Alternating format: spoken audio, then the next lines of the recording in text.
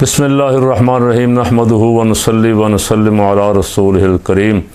गुज़श्ता रोज़ DGISPR की press conference की बात तो मैं तकरीबन हल्की फुल्की, हम तो हल्की फुल्की कर सकते हैं ना। कमज़ोर लोग हैं, तगड़े लोग तगड़ी बात कर सकते हैं, माड़े लोग माड़ी बात कर सकते हैं। तो हम हल्की फुल्की तो बड़ी देर से अर्ज़ करते आ रहे हैं कि हज़ूर मेहरबानी फरमाए इस मुल्क पे। बाकी सारा कुछ तो हम बर्दाश्त कर लेते हैं, कबूल कर लेते हैं, लेकिन जिनको आपने चोर कहा, जिनको आपने डाकू कहा, जिनको आपने मुल्क दुश्मन कहा, उनको फिर बड़े नाज नखरे से ला के तमाम मुकदमात से बरी करके आपने फिर दोबारा इक़्तिदार की कुर्सी पे बिठा दिया। ये हज़म नहीं हो रहा, ये पूरी कौम को हज़म नहीं हो रहा। इस बयानिए को आप समझ नहीं सके शायद। आपके थिंक टैंक ने इस पे बैठ के गौर नहीं फरमाया कि अवाम की नफ़रत की, अवाम की दूरी की वजूहात में से मेन वजह क्या है। तो मेन वजह तो यही बनी, इसका फ़ायदा इमरान खान को पहुंचा जो उनका मद्दे मुकाबिल था। आपको काश ये बात समझ आ जाती टाइम पे। पहले 16 महीने की इम्पोर्टेड हुकूमत ने मुल्क तबाह बर्बाद किया, उनके लाने पे कौम आपसे गुस्से थी। वो आपके हीरे अरशद शरीफ, साबिर शाकर, चौधरी ग़ुलाम हुसैन जैसे जो आपके तर्जुमान थे, नुमाइंदे थे, वो आपने उनको भी दुश्मनों की सफ़ में खड़ा कर दिया और दुश्मनों को दोस्तों की सफ़ में खड़ा कर लिया। जो चाहे आपका हुस्न करिश्मा साज करे, इस पे हम तो चुप ही रह सकते हैं, बोल नहीं सकते। आज मैं ये जो पढ़ रहा हूँ, बहुत कुछ है लेकिन कुछ कहने को दिल नहीं करता, क्या करें। इस वक्त सुप्रीम कोर्ट और हाई कोर्ट अपना अपना हक मांग रहे हैं। अब वो 9 मई का जिक्र नहीं कर रहे, वो कह रहे हैं 76 बरस झूठ बोला, मुदाखलत जारी है। अदालती मामलात में कौन मुदाखलत कर रहा है? कौन इतना पावरफुल है जो अदालती मामलात में मुदाखलत करता है, अपनी मर्ज़ी के फ़ैसले लेता है? और काजी फ़ाइज़ ईसा जैसे और आमिर फ़ारूक जैसे और अमीर हुसैन भट्टी जैसे चीफ़ जस्टिस आ जाएं तो फिर लंदन बैठे हुए चोरों से हिदायत लेके उनकी मर्ज़ी जो उनकी फरमाइशें थी आपने पूरी कर दी। और उनकी फरमाइशें थी खान को बंद करो, बंद करने के लिए कोई इल्ज़ाम तो चाहिए था ना। और उसके लिए एक आम सादा सा आदमी भी ये गुजारिश करता है और कि उस दिन जिस दिन ये मामला हुआ और उस दिन वज़ीर आला कहाँ था, पुलिस कहाँ थी, इदारे कहाँ थे। ये इसमें बहुत कुछ है, मैं इसकी तफसील में जाता ही नहीं। इससे पता चल जाएगा, लंबे चौड़े कमीशन की ज़रूरत ही को नहीं। इसी से अंदाज़ा हो जाएगा कि ये किसने करवाया था 9 मई। और साल हो गया, बदकिस्मती ये है कि साल हो गया है और पूरे साल में जो बंदे पकड़े हुए हैं उनके ख़िलाफ़ चालान पेश नहीं हो सके। उनमें से बहुत सारे तो अदालतों ने तंग आके रिहा कर दिए। कुछ बेचारे अभी तक चौधरी एजाज जैसे और डॉक्टर यास्मीन राशिद जैसी बीबियाँ 70-75 साल के पाकिस्तान के लिए सारी ज़िंदगी सर्व करने वाले दहशतगर्द बनाए हुए हैं। किसने बनाया अल्लाह बेहतर जानता है। वो लोग जिनकी हुब्बुल वतनी पे उंगली नहीं उठाई जा सकती और उनको आपने कहा दहशतगर्द हैं। हमने सर तस्लीम खम करके खामोशी इख्तियार कर ली, खामोशी इख्तियार कर सकते। अब 6 जज, 6 नहीं 8 इस्लामाबाद हाई कोर्ट के कह रहे हैं मुदाखलत हो रही, डराया जा रहा है, धमकाया जा रहा है। लाहौर हाई कोर्ट बोल पड़ा, पेशावर हाई कोर्ट ने तो उससे भी आगे कर दी। सारा कुछ आप देख चुके हैं, मुझे ज़्यादा कहने की ज़रूरत नहीं है कि कैसे कैसे एक तरफ से धमकियां आती हैं, दूसरी तरफ से दहशत गर्दों के फ़ोन आते हैं। तो इसका नतीजा अखज़ करें तो वो तो बड़ा खौफनाक निकलता है। वो भी मैं अर्ज़ नहीं कर सकता। अब मैं सिर्फ ये अर्ज़ करता हूँ कि एक जज होता, 2 होते, एक कोर्ट होता, लाहौर हाई कोर्ट, पेशावर, इस्लामाबाद, सिंध और सुप्रीम कोर्ट। सुप्रीम कोर्ट के तकरीबन अब सारे जज आहिस्ता आहिस्ता काजी के ख़िलाफ़ खड़े हो रहे हैं, इसलिए कि वो सब जानते हैं और वो कह रहे हैं 76 बरस हमने झूठ बोला कि कोई मुदाखलत नहीं, लेकिन मुदाखलत हो रही है।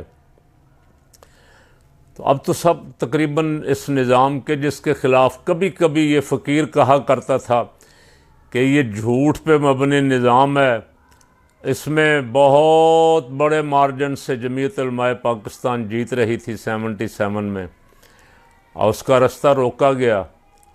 और फिर जो रिपोर्टें आईं, जो सर्वे आए, उन सब सर्वे में ये था अगर पीपल पार्टी जीत रही होती या नून लीग जीत रही होती तो इलेक्शन करवा दिए जाते, लेकिन जमीयत उलमाए पाकिस्तान जीत रही थी। हज़रत मौलाना शाह नूरानी सिद्दीकी रहमतुल्लाह अलैह जैसा बेबाक, निडर और साम्राज्य का मुखालिफ लीडर जीत रहा था, तो उसे तो जीतने नहीं देना था, उसका रास्ता रोकना था। इलेक्शन ही नहीं करवाया गया। एक दफ़ा मुलतवी हुआ, फिर मुलतवी हुआ, फिर लंबा मुलतवी हो गया। और आप जानते हैं कि फिर उस अक्सरियत को अक़लियत में बदलने के लिए बहुत जतन किए गए, कैसे कैसे लोगों को तोड़ा गया, शूरा बनाई गई, गैर जमाती इंतखाबात करवाए गए, किस तरह मदारस को ज़कात दे के मौलाना से अलग करके, अब बहुत कुछ किया गया। और यही कुछ किया जाता है जब कोई पॉपुलर लीडर काबू ना आए, तो उसको गिराने के लिए, उसको गैर मकबूल करने के लिए बहुत बड़े बड़े बड़े हथकंडे, मैं अब उस पर भी बहस नहीं करता। आप सब मुझसे 1000 दर्जा ज़्यादा समझदार है, मैं तो गुजारिशात ही पेश कर रहा हूँ। अब भी एक बंदे को अमेरिका के कहने पे हुकूमत से निकाला गया और चोरों को लाया गया, और जिन चोरों को लाया गया उनसे चली नहीं हुकूमत, उन्होंने और सत्यानाश कर दिया। सत्यानाश का सवा सत्यानाश। ये देखें, पूरे मुल्क में शोर पड़ा हुआ, गंदम पे 300 अरब रुपए का सरकारी ख़जाने पे डाका पड़ा है। अब तलाश शुरू है कि किसने मारा है। उसमें निगरान भी शामिल हैं और मौजूदा हुक्मरान भी शामिल हैं, साथ हैं, इकट्ठे हैं सारे। तो निगरान वज़ीर आज़म इतना बद दिमाग था, अखबार वालों को भी पढ़ जाता था, कोई सवाल करता था तो उल्टे सीधे जवाब देता था, गुस्सा करता था, बदतमीज़ी करता था। कॉलेजों में जाने का शौक़ भी बड़ा था, लेकिन सवालात का सामना करने की हिम्मत नहीं थी, सवालात का सामना करने का स्टेमिना नहीं था साहब में, काकड़ साहब में। अब काकड़ साहब से कोई सवाल हुआ तो फरमा रहे हैं, गंदम दरामद की ज़िम्मेदारी लेता हूँ। क्या कोकीन इम्पोर्ट की जो 300 अरब का कमीशन का इल्ज़ाम लगाया जा रहा है, यानी इल्ज़ाम इन पे लगा है कि 300 अरब का टीका लगाया, ये कोकीन कह के किसी और पे इल्ज़ाम लगा रहे हैं। इल्ज़ाम नहीं, ये खुश कर रहे हैं किसी और को कोकीन कह के, और हर किस्म की इंक्वायरी से बचना चाह रहे हैं। ये साफ सीधा नहीं बता रहे कि इस 300 अरब में कौन कौन शामिल है, बल्कि फरमा रहे हैं सूबों के फराहम करदा डेटा की बुनियाद PTI दौर में जारी SRO के तहत गंदम दरामद की। और सीधा जो पंजाबी च अगर कवां तो अपने जमन का इल्ज़ाम भी PTI ते ला छड़ना कि साडा जमना, इनका इल्ज़ाम भी PTI ते, ये साडा तो असी तो जम्मे नहीं गए अपने आप, इंदे साडा तो कोई कसूर नहीं, PTI का कसूर है। यानी काफ़ी दिनों से ये शोर शराबा पूरे मुल्क में चल रहा है, हुकूमत में बैठे हुए भी, बाहर बैठे हुए भी, और जो किसान बेचारा रोल रहा है गंदम लेके, जिसकी गंदम खरीदी नहीं जा रही, वो भी चीख चिल्ला रहा है, उसकी कोई नहीं सुन रहा। और असल चोर जो है वो अब बोल रहा है, और बोला है, और बोला क्या है, अब बोला ये है कि जिन्होंने पूछगिछ करनी है वो खुश हो जाएं, ऐसे उनके दुश्मन के ख़िलाफ़ बोलूं और फिर मुझे कौन पूछेगा। यहाँ पाकिस्तान में उल्टी गंगा बहती है, आप 1100 अरब रुपए या 1100 से भी कई हज़ार अरब रुपए लूट के ले जाएं, आपको फिर मिन्नत समाजत करके, नहला के, दुला के, साफ़ सुथरा करके, अदालतों से आपके केस ख़त्म करवा के आपको ला के बिठाया जा सकता है। शर्त यह है कि आप एक जो मुखालिफ है उसके ख़िलाफ़ बढ़ चढ़ के जो आप कह सकते हैं, आप अपने जमने का इल्ज़ाम भी लगा दें उस पर कि हम तो ख़ुद जम्मे ही नहीं हैं, हमारे जमने का इल्ज़ाम भी PTI पे है।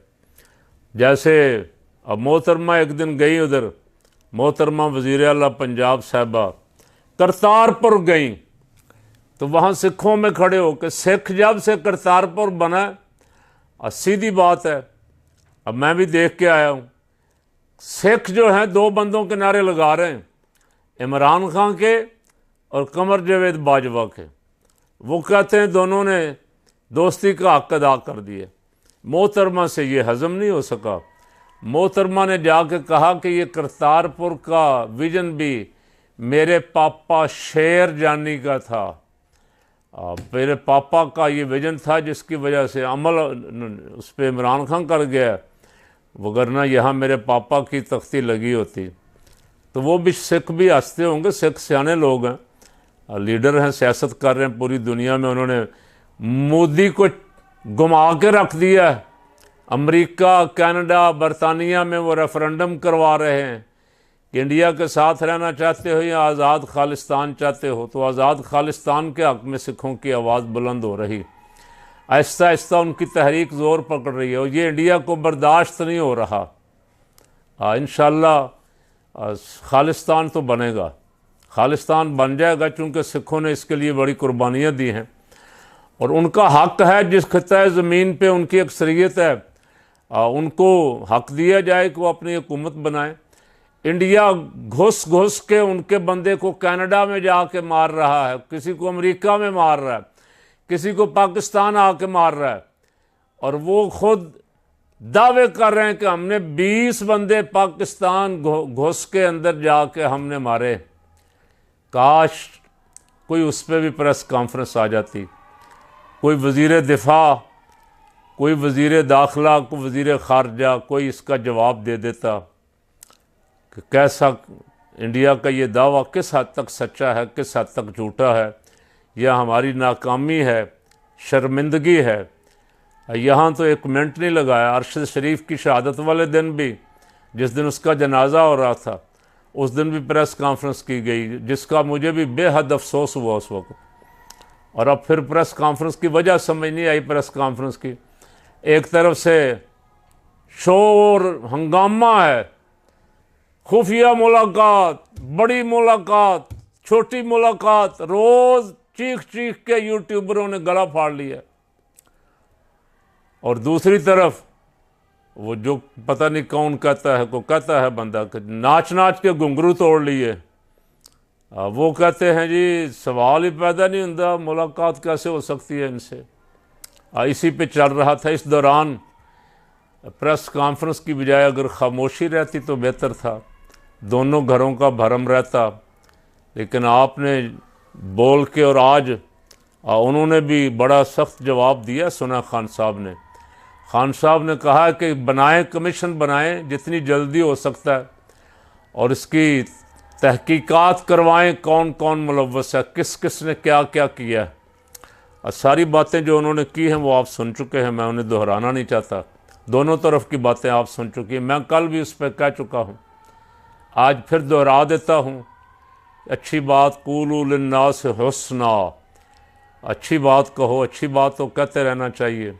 आज फिर कह रहा हूँ कि मामलात ज़िद से नहीं, नफ़रत से नहीं, दुश्मनी से नहीं, बैठ के हल होंगे। बात करनी पड़ेगी, एक दूसरे के पास साथ बैठ के गलतफहमियाँ दूर कर लें और बात करें। इसमें आपका भी फ़ायदा है, मुल्क का भी फ़ायदा है, कौम का भी फ़ायदा है। अल्लाह इस मुल्क की हिफाजत फरमाए।